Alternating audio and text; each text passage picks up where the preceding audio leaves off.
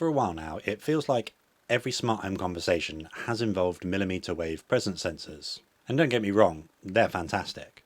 But sometimes we get so caught up chasing the latest thing that we forget that something like a simple motion sensor might be the better choice.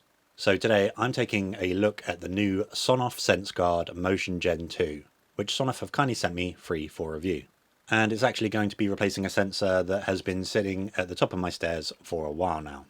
Hi, I'm James, and I've been building out my smart home for years, with products from just about every manufacturer out there, figuring out what works and what doesn't.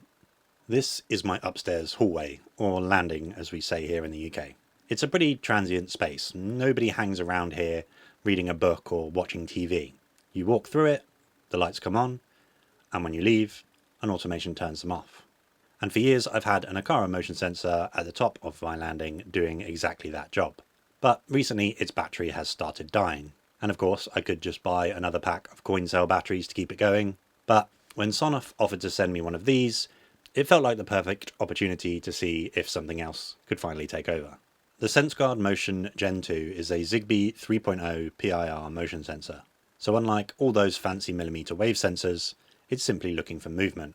It runs on a single CR2477 battery, which Sonoff claims can last for up to 3 years, and will detect someone up to 6 meters away in a 110-degree field of view.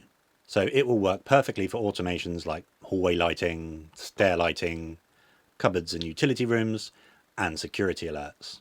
Adding it to Home Assistant through Zigbee to MQTT was straightforward as always. You simply put it into pairing mode, it joins your Zigbee network, and almost immediately you get access to all of the entities that you'd expect. Motion detection, the battery level, and rather importantly, proper lux level light reporting.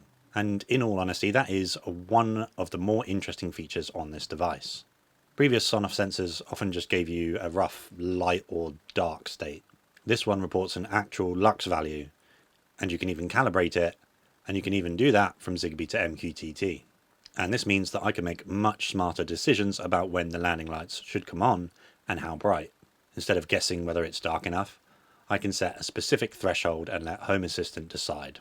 It's a small change on paper, but it gives you much finer control over your automations.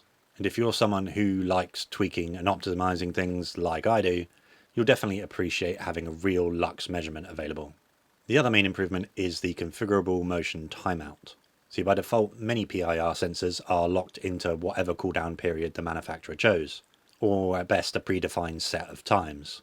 Here, you can adjust the detection duration anywhere you like, between 5 and 60 seconds. And for somewhere like my landing, I actually want a fairly quick reset. If someone walks upstairs and then comes back down shortly afterwards, I don't want it to wait ages before motion can be detected again, or the lights are turned off. Having that flexibility is actually quite useful. Now, installation is probably the easiest part. The sensor attaches to a magnetic mount, and so I simply peel off the adhesive backing from the mount, stick it where I wanted it, and attach the sensor.